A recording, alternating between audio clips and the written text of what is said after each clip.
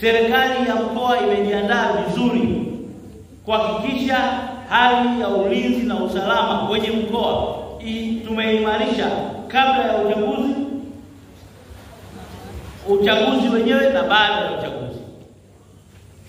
Mmoja akaandika kwenye mtandao, hivi huyu haingii kwenye nini? Kwenye mitandao. Hajui kwamba sisi tumejipanga. Mmejipanga nini? Nani anataka maandamano? Nani nyinyi kina mama mnataka maandamano?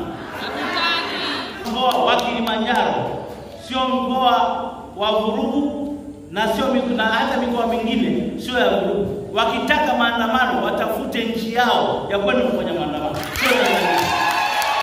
Haki ya Mungu, na kama wapo hapa sana na kama wanataka kujaribu wajaribu.